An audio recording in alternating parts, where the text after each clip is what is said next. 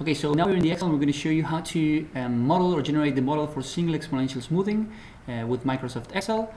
As we had before, we have in column B, we have the actual values that we can show how the sales history looks like after interfacing, and we're going to try and generate the single exponential smoothing, in this case using an alpha of 0.2, but we can change this and we can play around with this alpha to see what happens. So first we're going to go back into the formula, and for the formula you had that depended on alpha, which is 0.2 times the value that you had, plus 1 minus alpha, which is 0.8 times the last forecast that you had.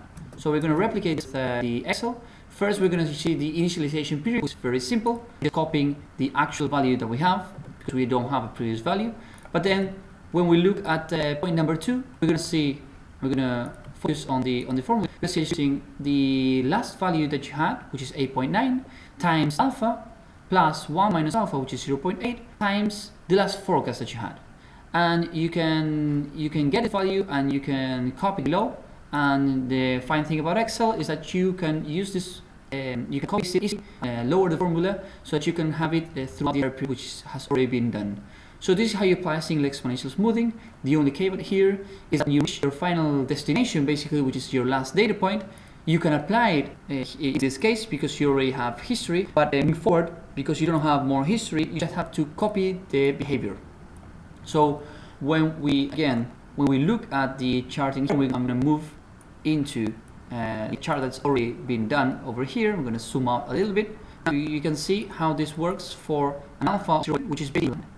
You can see that the behavior is moving with some histories, and each pointing over here and constant all the way.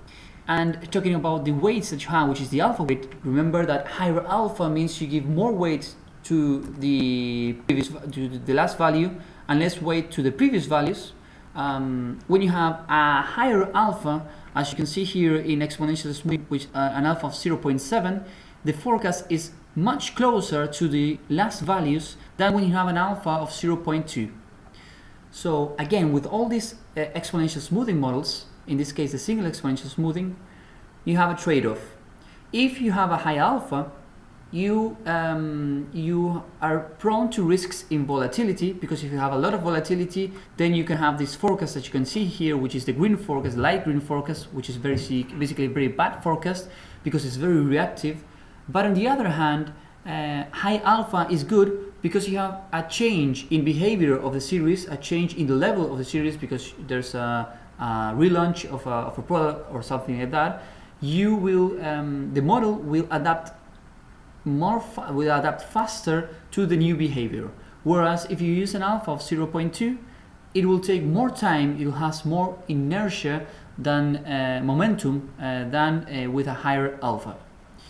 Another way of looking at this model is changing way and using the very simple mathematics. The limit equation that you have here is the same as the orange equation. It tells you something about this model. This model is trying to learn from previous mistakes, right? Because the forecast for the next period, but why am I calling this the error? Because you have actual data point and the forecast that you had for that exact same data point. So it's the error. So what the model is trying to do is trying to compensate for previous errors in each one of the iteration points. So this is the exponential smoothing. We can see the chart here that we saw in Microsoft Excel. It's the same chart we saw before.